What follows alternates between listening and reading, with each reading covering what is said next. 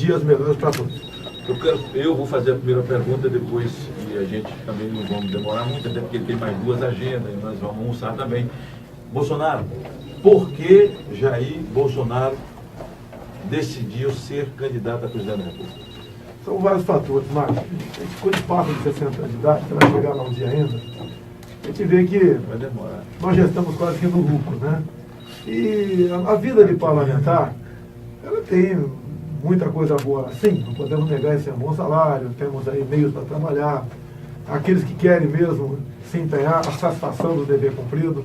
Mas eu acho que, analisando o quadro político dos pré-candidatos, eu falei o seguinte: por que a gente não pode tentar?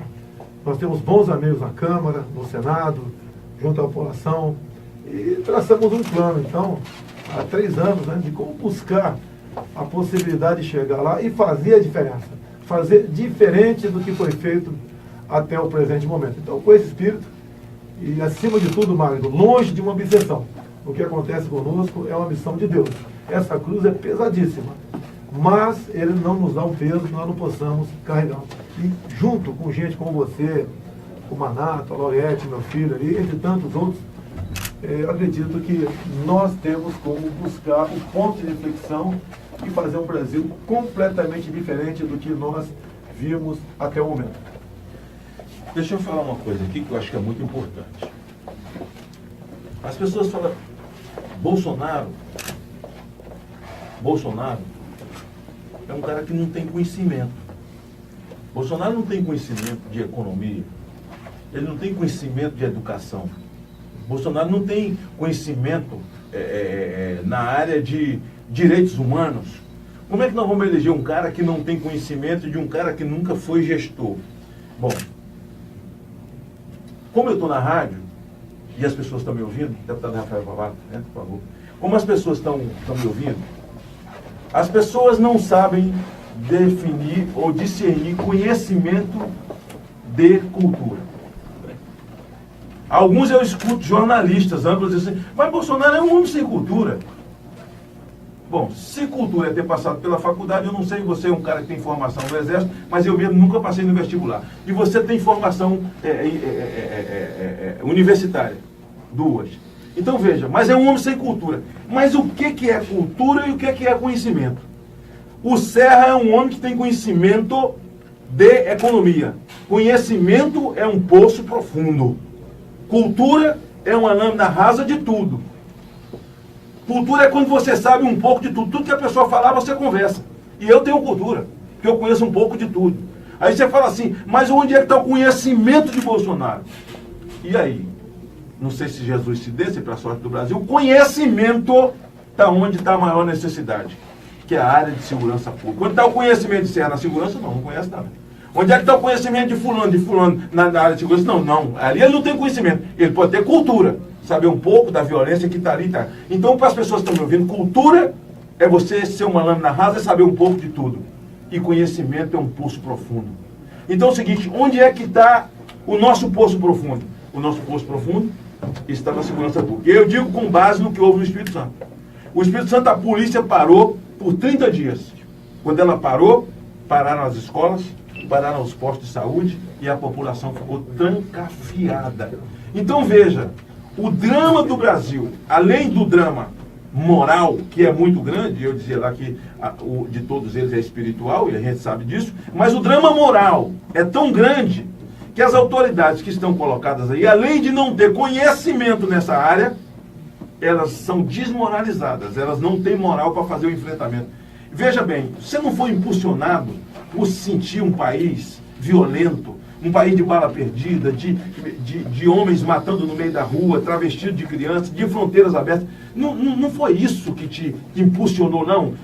Eu acho que esse é um dos pontos mais fortes que a nação brasileira acabou se voltando e começou a fazer essa coisa com o seu nome, fazendo o seu nome crescer e ferver por causa da sua posição dura em relação à segurança pública. Não foi isso, então, onde está o seu poço profundo, que é o seu conhecimento, onde a sociedade brasileira diz, é aqui que eu quero, porque nesse conhecimento você tem a força, como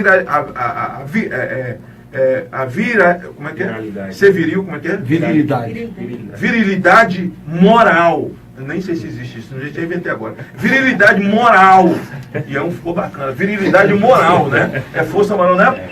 Para poder enfrentar o crime, enfrentar a bandidagem na sua determinação, saber que o lugar de cidadão é na rua, a praça é das crianças, da família, e do bandido é onde ele escolheu ser, né? Ou na cadeia, ou no cemitério. Isso não te impulsionou? Porque imagino, sinto, vejo que a empolgação do povo brasileiro é nessa direção. Essa é a minha pergunta. Mas a gente começa a ver os governos anteriores, né? Ou atualmente, lamentavelmente envolvido em corrupção até o pescoço. Obviamente é uma pessoa que não tem autoridade moral ou virilidade moral para tocar um projeto de Brasil avante. A senhora que nos antecedeu, que enganou muita gente por ocasião das eleições, era formada em economia, afundou o Brasil. Lula, ensino fundamental, nada contra uma pessoa não ter muita cultura, até começou fazendo um bom governo. Depois... Não, até que cultura ele tinha, porque ele tinha uma na rasa de tudo. Ele não tinha era conhecimento. E quando você não tem conhecimento, você se assessora. Porque é o seguinte, quem é o assessor? O assessor sou eu na minha debilidade. Quem é meu assessor? É aquele que sou eu, onde eu não tenho conhecimento. Você só não pode se assessorar de bandido e de ladrão, mas você não é obrigado a saber de economia, você não é obrigado a saber de ensino, você é obrigado sim a ser, porque é o seguinte, dignidade não tem lado. Se você é um homem honrado, limpo, que é a sua marca, você pode se assessorar muito bem. E o seu conhecimento, o seu poço profundo é o que o Brasil está precisando. Magno Malta, olha só, tem um apresentador de televisão aí que está se pré-lançando candidato a presidente. O que a mídia faz no tocante a ele? A Veja, da última edição de agora, coloca já a possibilidade do Henrique Meirelles ser o vice dele. Ou seja, não fala sobre esse conhecimento de economia dele. Bem, eu tenho 2 cursos superiores. Eu sou formado pela Academia Militar de Agulhas Negras, sou bacharel em artilharia e também sou formado em educação física. Agora, quando você falou, quem é que assessora um presidente? São os seus ministros. Então eu tenho que entender de medicina para ser pré-candidato à presidência da República, que eu vou indicar o ministro da Saúde, e assim são todas as áreas. Então o pessoal pega não é falha, né? É o desconhecimento de uma área que eu tenho humildade de falar que eu não tenho conhecimento. O duro é quando o cara fala que tem conhecimento e que na canetada resolver tudo, bater no peito, eu sou presidente. Não, isso é ditadura, ninguém quer resolver tudo. Nós queremos pessoas de bem ao seu lado. Por que não falar na possibilidade, Magno Malta, de um Ministério da Família? Eu vejo tantos de vocês lá em Brasília, né? Preocupados para onde está indo a nossa educação, para ter a questão familiar, a erotização de crianças em sala de aula, a questão de se doutrinar também. Tá? Escola com partido, né? Porque a família é a base da sociedade, assim como a célula pode levar você à morte, se você não cuidar dela, né? Ela estando doente, a família é a base da sociedade. E o que mais se ataca no Brasil é a questão familiar. E não podemos esquecer também, falo muito do Estado laico. Sim, o Estado tem que ser laico, mas 90% de nós somos judaico-cristãos. Tá? Muito mais de 90%. Mais de 90%, né? E nós respeitamos todas as religiões, não tem problema entre nós, tocante à religião, respeitamos até os ateus. Então a questão do, talvez, estudar a possibilidade do Ministério da Família ajude muito. Eu acho que não tem que estudar, não. Essa proposta eu fiz a todos eles, porque todo mundo sabe que eu sou um homem que viajei o país para desatanizar o Lula na primeira eleição dele. E estava próximo e eu disse, crie o Ministério da Família. Crie o Ministério da Família. Falei a todos eles. Porque o Ministério da Família, porque na verdade eles criaram um ministério, eles criaram uma Secretaria de Direitos Humanos, porque na verdade nada de direitos humanos tem, porque os humanos aqui não têm direito na visão deles. Se você cria o Ministério da Família, eu acho que se você é candidato a presidente, está definido que é candidato a presidente, eu acho que você tem que falar isso. É preciso criar um Ministério da Família, sabe? Que trate de todas essas questões que envolvam a família a partir da escola. Até porque escola não ensina. Educação não é a escola. Educação é pai e mãe. Escola abre janela para o conhecimento. E isso que nós temos que dizer. É conhecimento, mas educação quem dá é pai e mãe, porque criação de filho é privilégio. É dádiva de Deus. Ó, se largar, falar nós dois sozinhos, alguém quer fazer uma pergunta aí, pode ficar à vontade. O deputado Rafael Favato aqui, que é presidente do PEN, é deputado. Fala, Rafael. Levante a mão, vamos levantar a mão aí, porque se ninguém levantar a mão, aí é amigo, né? Comigo mesmo. Manato, deputado Jair Bolsonaro, deputado Eduardo. Primeiramente, é uma honra e satisfação tê-lo aqui no nosso estado, na Rádio A Cor da Vida, falando um pouquinho das propostas aí, né, de uma possível pré-candidatura à presidência da República. Gostaria que o senhor falasse um pouquinho sobre segurança. O senhor já falou bastante, mas explanasse um pouquinho da sua vontade, do seu desejo de ver um Brasil melhor para as nossas crianças.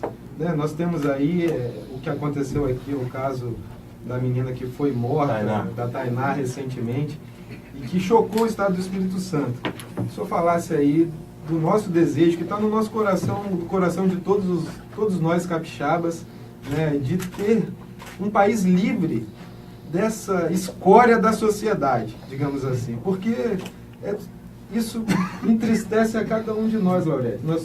Você é mãe, Magno pai, eu sou pai. Nós temos aí nosso filho. Hoje a gente tem medo de deixar o menino andar de casa até no shopping. Eu lembro, quando criança, eu andava de bicicleta no meu bairro todo, não tinha medo de ir na pracinha. Hoje a gente não consegue deixar os nossos filhos atravessar a rua de frente de nossa casa para comprar um picolé na mercearia. Ninguém de sã consciência quase deixa o filho sair de casa para ir na frente de sua casa de sã consciência. Eu tenho uma esposa, a Diana, que ela é protetora ao extremo. Aonde ela vai, assim, ela vai com os meninos e vai em tudo, ela somente para proteger. E hoje a gente quer ver um país novamente, Bolsonaro.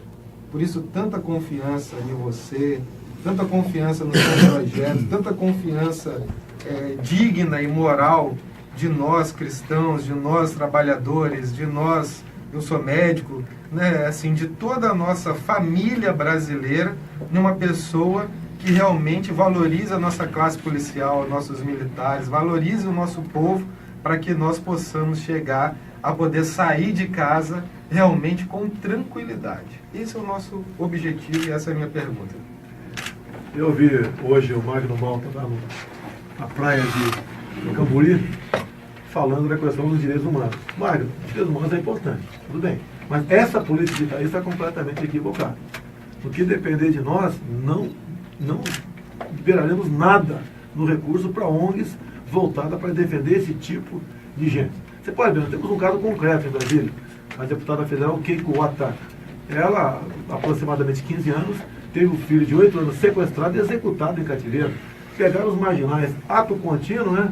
6 anos depois, o marginal foi para o semiaberto. Nós não podemos ter pena desse tipo de gente. Nós não podemos ter uma lei de execução penal tão frouxa como essa. Então, vai estar caindo no teu colo no Senado agora, mas que eu vi que está sendo aprovado na CCJ, um projeto onde o diretor de presídio, ao tomar conhecimento que seu presídio está superlotado, ele vai ter poder de fazer gestão para botar gente no semiaberto. Isso não pode continuar acontecendo. Ou nós construímos mais presídios, ou vamos deixar esse pessoal dentro da cadeia, não é pagando seu pecado não, deixar dentro da cadeia, fazer com que a sociedade fique livre do contato com esse tipo de gente. Esse tipo de gente não pode ter benefício de lei. No Brasil não tem prisão perpétua, independente de teria prisão perpétua. Nós vamos ter que fazer isso. Nós vamos ter que fazer isso. Eu te falo, Bolsonaro. Nós temos que juntar as nossas forças com a sociedade. Na verdade, quem deu a vida é que pode tirar. Eu não vou pregar pena de morte, sabe? Estou pregando a mas não é prisão perpétua. E acho que para 3 coisas nós temos que fazer. Fazer um plebiscito com a nação, tá? Plebiscitando, porque senão a gente vai ter que mudar a lei, porque tem alguma coisa que é cláusula pétrea e você tem que fazer uma constituinte. Mas prisão perpétua para narcotráfico, pedofilia e corrupção. Eu tenho certeza que a sociedade toda vai estar conosco. Prisão perpétua. O Bolsonaro parece um troço de viagem da cabeça de alguém que é louco, que está viajando. Mas o Brasil precisa fazer um presídio no coração da Amazônia. No coração da Amazônia, onde o presídio seja guardado não por agentes penitenciários, mas pela Polícia Federal. Sabe, pela Polícia Federal. E nesses termos, onde vagabundo, hoje vagabundo no Brasil pode ter quantos advogados quiser, 23, 24, um só peticiona e os outros tudo faz visita para o vagabundo, todo mundo é ganso na linguagem do crime, os gansos para fazer os negócios do cara. E com a leniência e com todo o respeito. Nós não temos uma lei que é supra-sumo. O Brasil não tem, nosso Código Penal não é supra-sumo. Mas existe uma lei. O problema nosso são os homens da lei. O judiciário leniente com criminoso.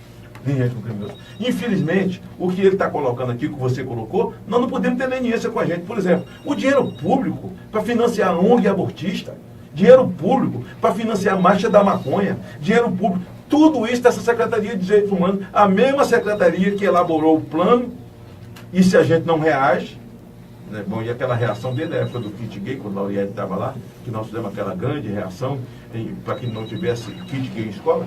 Qual que é a reação? Qual que era agora? Que criança de 12 anos de idade pode fazer cirurgia de sexo sem pedir autorização dos pais, porque ela sabe já o que quer. Agora, um de 17 que mata, não sabe o que quer. Esse confundiu a escopeta com a chupeta, porque ele é uma criança. Então, um negócio de maluco. Acho que foi mais ou menos nessa direção a pergunta do nosso querido aqui. Esse matador da Tainá, o estuprador da Tainá que matou a Tainá, entendeu? Esse Ademir louco, que é Lúcio, nem para ferir o nome do Lúcio, nosso amigo Lúcio, louco. Esse cara é um triatleta do Código Penal. Esse cara disputou todas as modalidades e ganhou no Código Penal. Esse cara tem mais de 20 processos, cumpriu pena. Cumpriu pena no Rio Grande do Sul, certo? Por formação de quadrilha, por latrocínio. Veio para aqui para o Espírito Santo, cumpriu pena aqui, saiu dia 2 de dezembro. Tava solto, cara. Tava solto. E foi lá, estuprou e matou a menina na cara dura, contando. Então, o povo está enojado dessa falta de segurança, está enojado dessa falta de cumprimento, porque na verdade é a crença da impunidade, ô Favato, que ocorre isso, que faz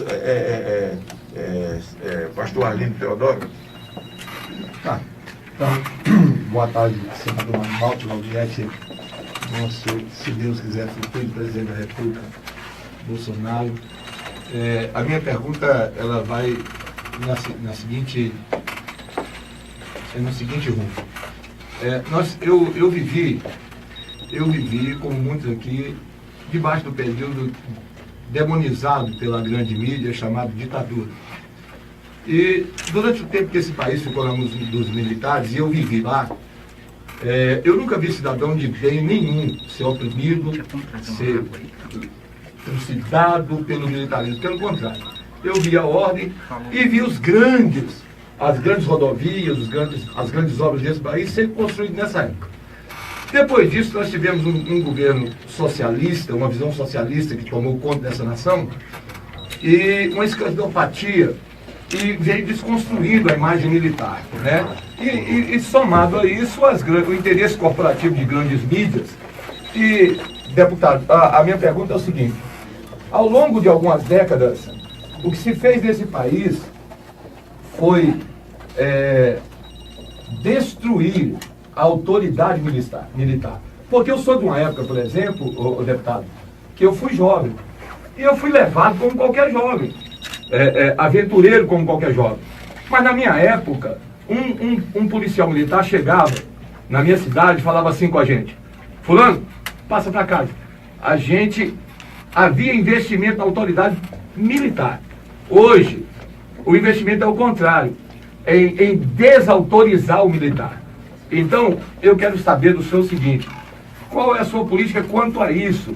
Se vai voltar a investir na autoridade dos nossos policiais, porque os nossos policiais hoje podem ser desacatados, o indivíduo hoje pode bater na cara do policial, o policial não pode pegar no braço de um indivíduo, ele pode ser o pior marginal possível, o policial não pode detê-lo com a força necessária, não é a força desnecessária, não. Porque você está lidando com um marginal, com gente violenta, com gente que agride. Como é que você vai pedir licença e um obséquio a um marginal que está com escopeta, que está com um revólver? Então, eu acho que o que falta hoje aqui, o deputado, e eu vi isso muito na América, eu vou muito lá pregar, os policiais americanos, eles têm o investimento da autoridade policial de cima para baixo, do governo, investindo na autoridade do policial, porque o policial sinta segurança em agir, porque o que eu percebo hoje, o senador, é que os nossos policiais, eles saem de casa com medo até de agir, porque o bandido mata, os direitos humanos vêm e protegem. O policial, na troca de tiro, atinge um bandido, ele responde não sei quantos processos, é afastado, paga a bala. Então, se o senhor vai voltar a investir na autoridade do policial, porque todo mundo sabe, nós precisamos da polícia, nós precisamos dos militares, eles são a salvaguarda dessa nação, de qualquer nação. Então, minha pergunta vai, na sua visão, quanto ao investimento na autoridade policial. Muita coisa que foi feita do governo Fernando Henrique Cardoso, do PSDB para cá, tem que ser desfeita. Para isso, pastor, a gente passa pelo Parlamento Brasileiro, Câmara e Senado, onde sempre a gente pede, né? Se alguém for votar em alguém do meu perfil, que vote para a Câmara e para o Senado também com perfil semelhante, que a gente não pode sentar naquela cadeira, manda projeto para o Parlamento e o Parlamento simplesmente não vota ou derruba essas questões. Você pode ver, se o policial hoje em dia ir fora, parar um suspeito, e o suspeito sair do carro e falar um palavrão para o policial. segundo jurisprudência de turma do Superior Tribunal de Justiça, o policial não pode enquadrá-lo por desacato. Isso passou a ser liberdade de expressão, falar um palavrão para o policial. Quer dizer, é o fim do mundo.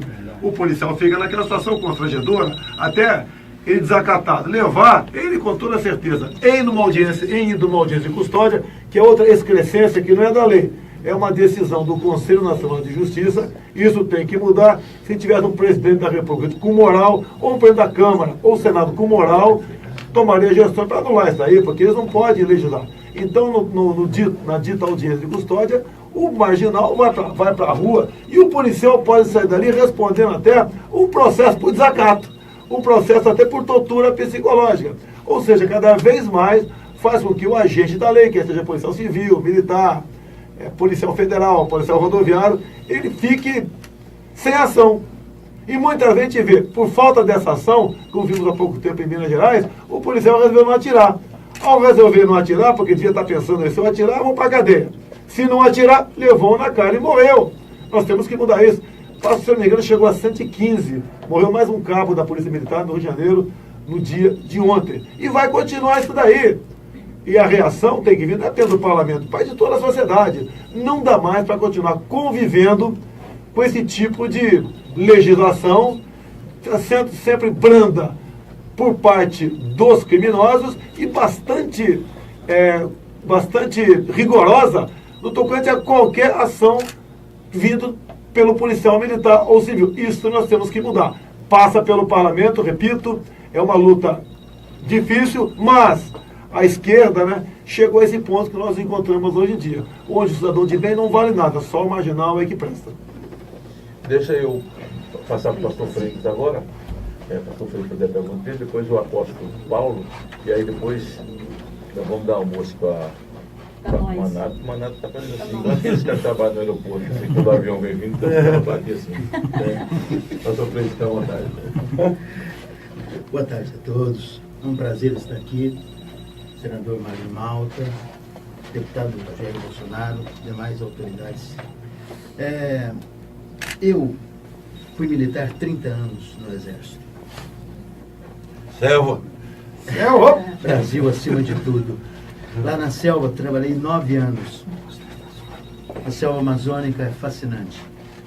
E a saudação lá, o deputado Bolsonaro sabe muito bem disso, que a gente quando se depara com outro companheiro, faz uma continência, Brasil, da selva, Brasil acima de tudo.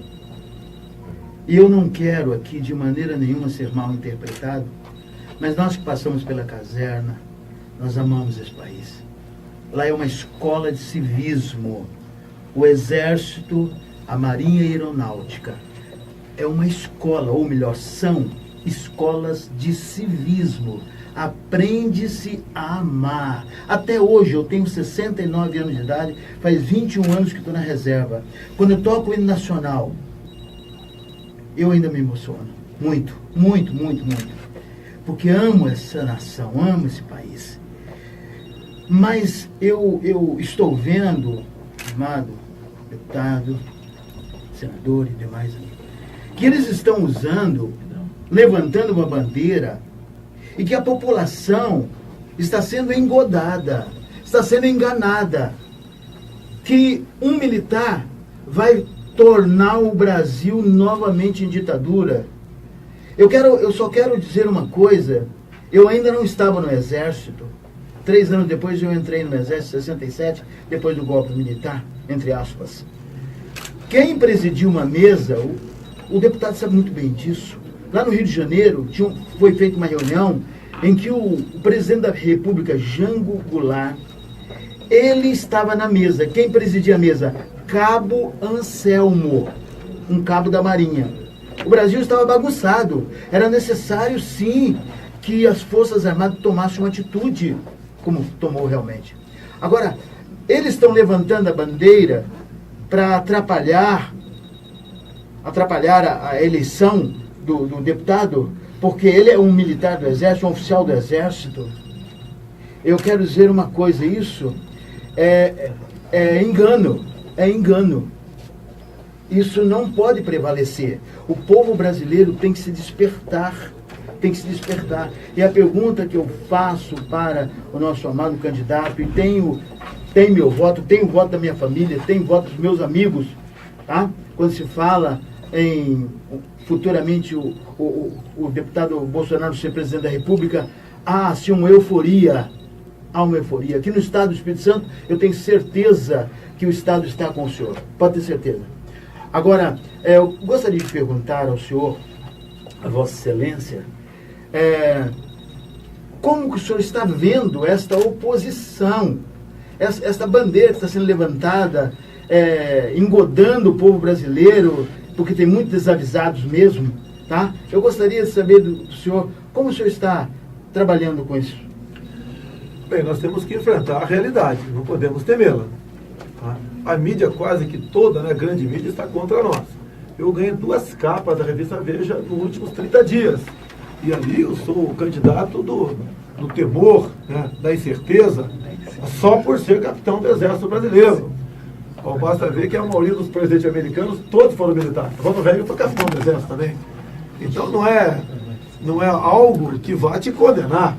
Você disputar uma presidência, e vou disputar pelo voto. Agora, a grande verdade é a seguinte, eles estão com medo da gente. Eles estão preocupadíssimos porque eu sou uma pessoa diferente dos que se apresentaram até o momento como pré-candidatos a presidente. Eu não faço parte desta corriola, desta forma de governar o Brasil. E a população vê, em eu sendo diferente para melhor, esse ataque da grande mídia não tem surtido efeito. E cada vez mais, eu não quero falar o nome do jornal aqui agora, porque até porque eu quero ter a certeza, né? Prêmios Online já começou a me criticar que eu estaria vindo para cá usando dinheiro da Câmara. Não é verdade isso aí. Eles acusam e a acusação fica ali o tempo todo te incomodando, não há dúvida. Mas, como essa garotada, né, em grande parte, as pessoas que têm realmente um conhecimento mais profundo de política, do que foi o passado do período 64, 85, que alguma coisa errada aconteceu? Sim, aconteceu, mas como um todo foi muito bom. Tanto é que o povo não foi na rua para pedir segurança, saúde e educação, foi para pedir direta já. E hoje o direta já é um engodo. Se não fizer valer a partir do ano que vem, o Magno Malta, o voto impresso, como está previsto em lei, vai ficar desconfiança de quem porventura ganhar a eleição. Não interessa quem vai ganhar a eleição. Vai ficar desconfiança em cima dessa pessoa. E nós não podemos conviver com isso aí. Então, é matar no peito, bola para frente, e não temos medo dessa grande mídia que está aí, não. E desse pessoal de esquerda que só produziu aqui a divisão entre nós, o desgaste dos nossos familiares, uma deseducação, uma falta de instrução no povo brasileiro, em especial, logicamente, a garotada em sala de aula. E nós temos que enfrentar isso aí, buscar o ponto de inflexão, se chegar lá, obviamente, né? E partir para fazer com que esse Brasil seja grande, o tamanho que ele mereça. Acima de tudo. Obrigado, pastor Eduardo Bolsonaro. Só para falar para o senhor, que a pergunta do senhor me lembrou, né? Que o maior presidente dos Estados Unidos, chamado Ronald Reagan, colocou fim a uma crise econômica lá. Ele era capitão do Exército.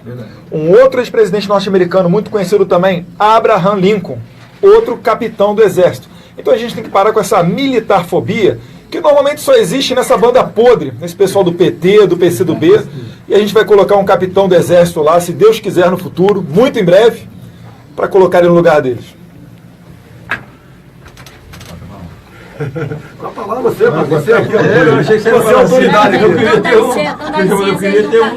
Ele não quer falar, ele não tem muita familiaridade com o microfone, fala muito, né? Então, deixa o pastor, o apóstolo Paulo, que tem uma pergunta para fazer. Gente, quem acabou de só também responder, o pastor Freitas, foi o filho, né, do pensei que ele falou que ele ia ter um Jair filho Bolsonaro, só para identificar, tá? Que é o Eduardo Bolsonaro.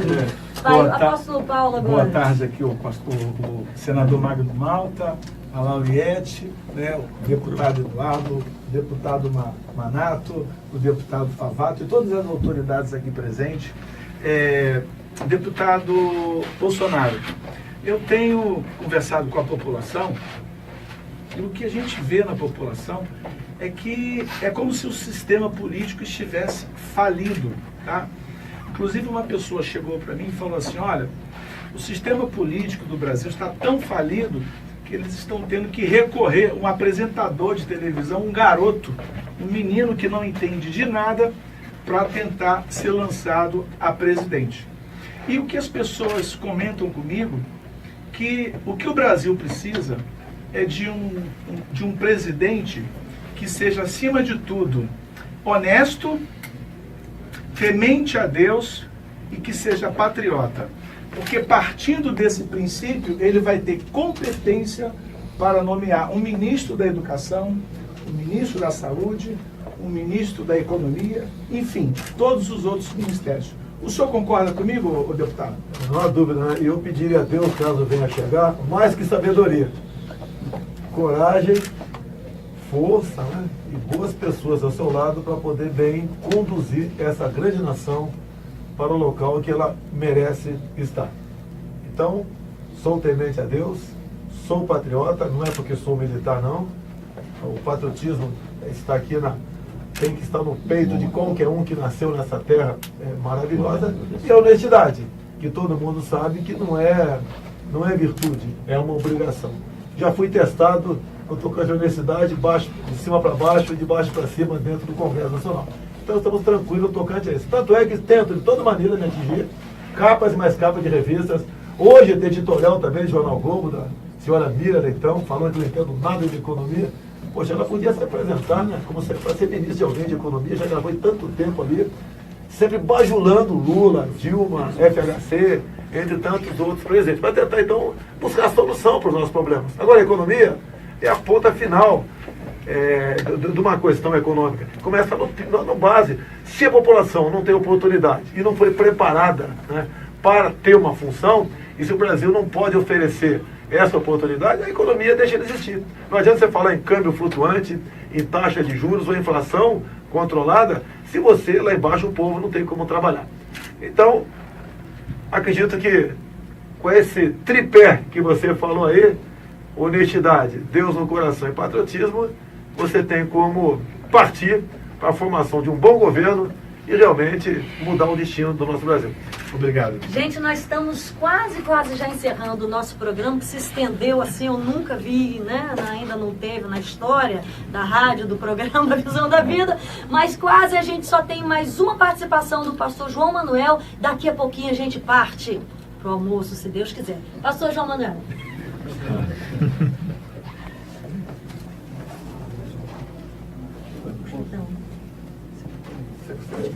Eu quero manifestar aqui a minha gratidão e a satisfação por estar aqui nessa tarde histórica, patrocinada aqui pelo nosso querido senador Magno Malta e Lauriette, e trazer aqui ao Estado do Espírito Santo esse grande líder que está despontando a nível nacional, o deputado Jair Bolsonaro. Nós sabemos que o Brasil está sem liderança política. Isso é grave. Uma nação do perfil do Brasil sem um líder.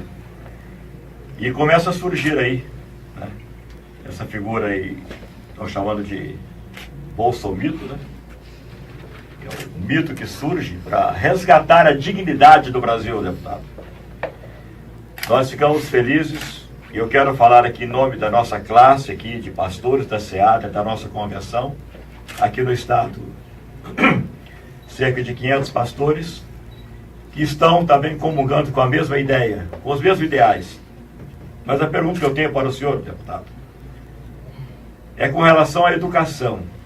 Eu sou militar, 30 anos de carreira, na reserva hoje. E hoje eu tenho medo de sair às ruas. Eu carrego a minha identidade de militar escondida, tá? Camuflada. E a minha esposa é profissional de educação. Ela convive com a situação na escola pública, uma situação caótica. O sistema que se implantou aí, que esse governo criou, ele pega os marginais, meninos adolescentes envolvidos na marginalidade e coloca dentro da escola, sem estrutura nenhuma para ressocializar esse delinquente.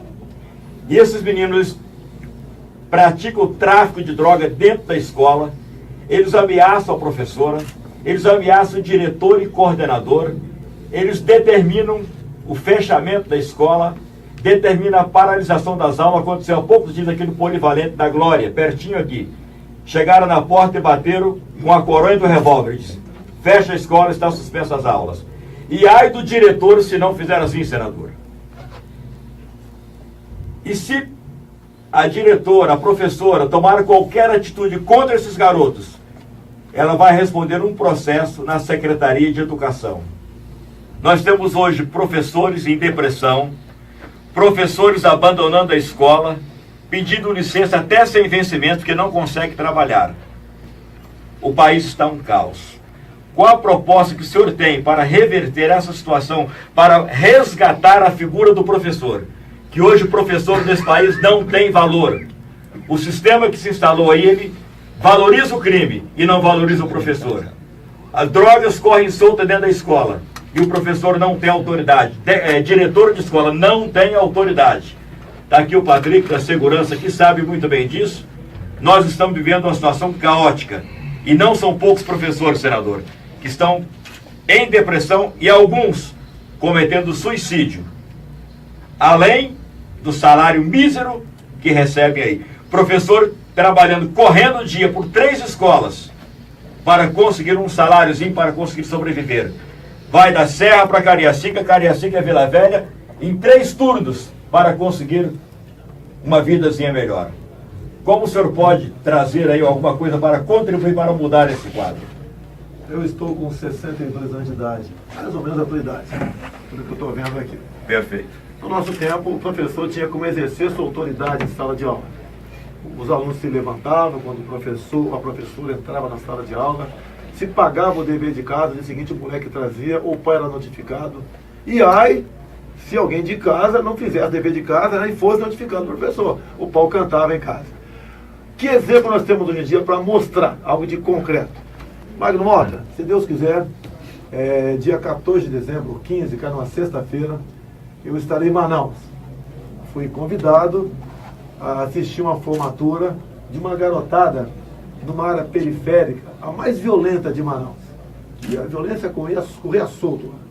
E essa escola, há aproximadamente 10 anos, ela foi militarizada.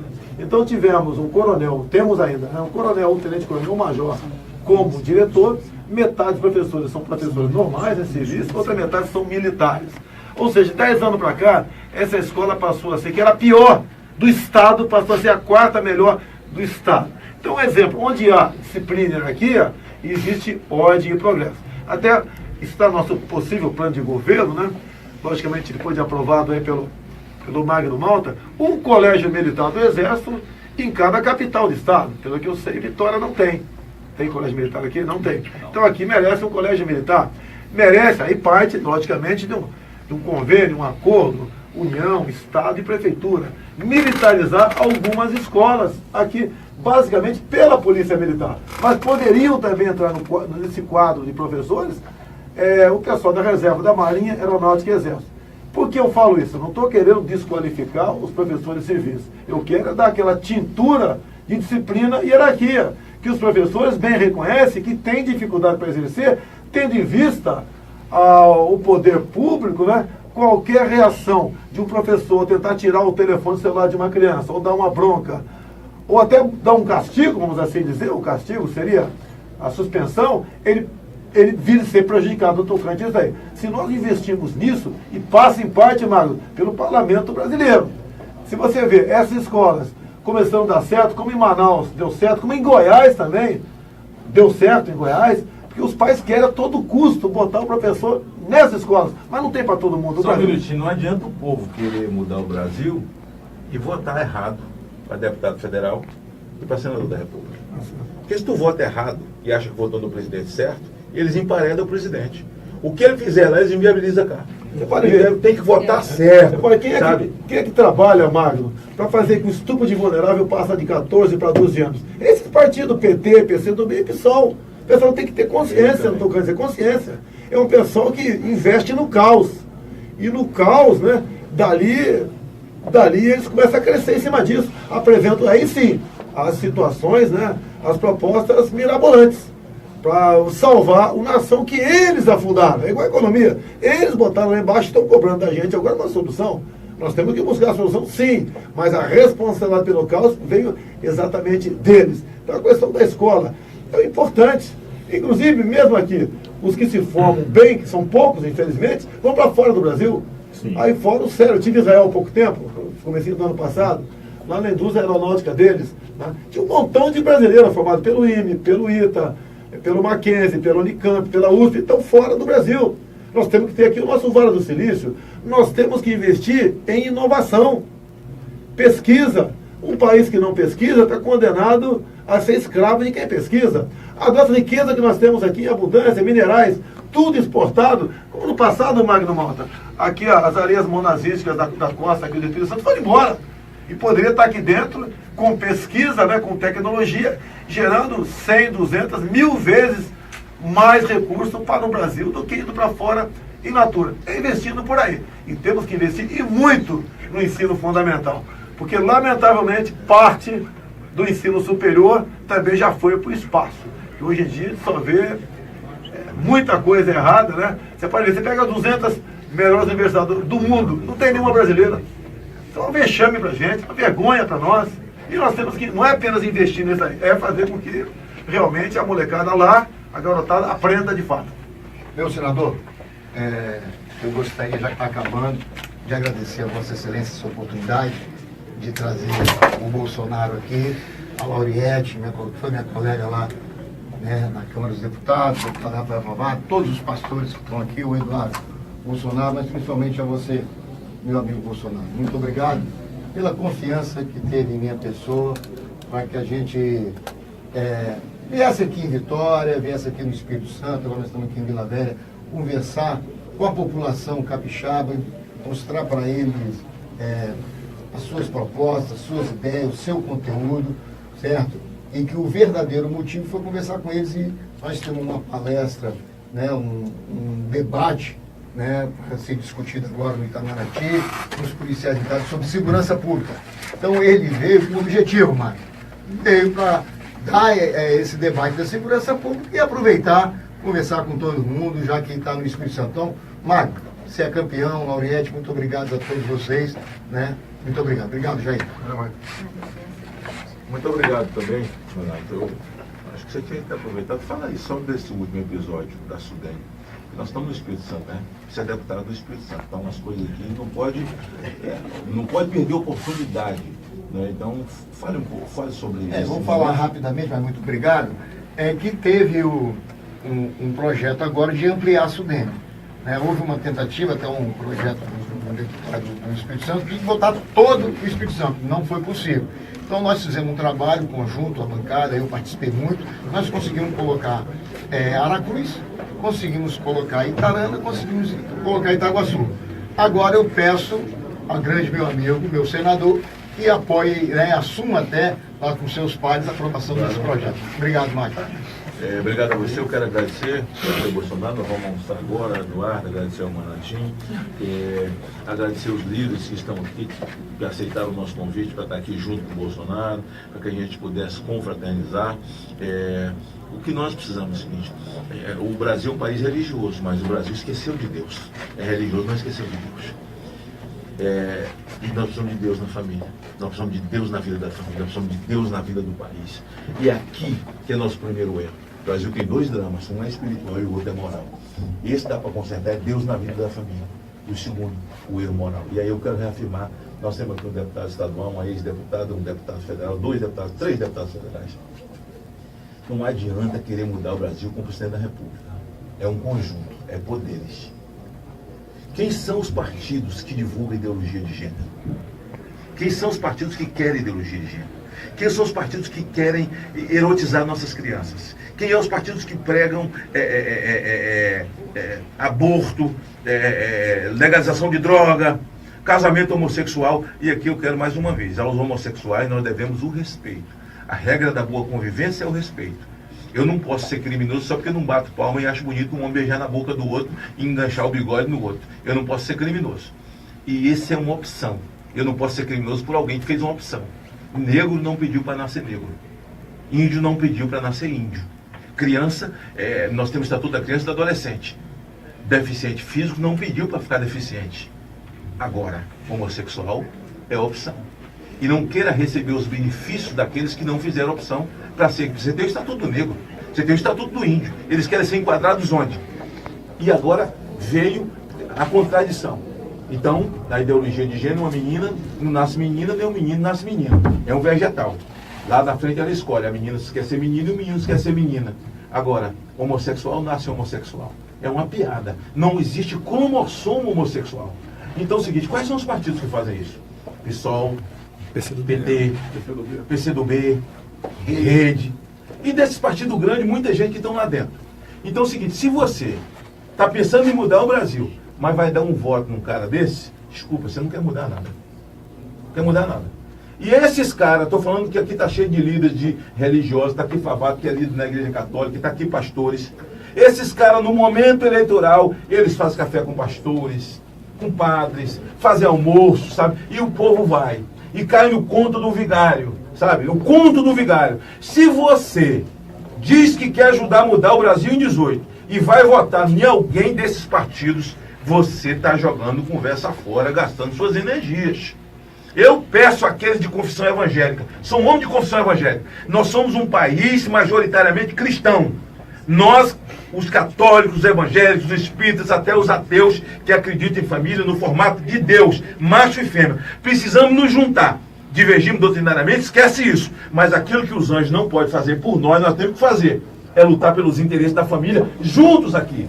Interesse da família juntos. Agora, se você diz que vai votar, eu quero um presidente diferente em 18, que faça o Brasil voltar a cantar o hino nacional, que tenha coragem de enfrentar bandido. Mas você vota nesses partidos, nessas pessoas, você está querendo o quê, afinal de contas? Está com brincadeira. Está com brincadeira. Então essa gente tem que sair das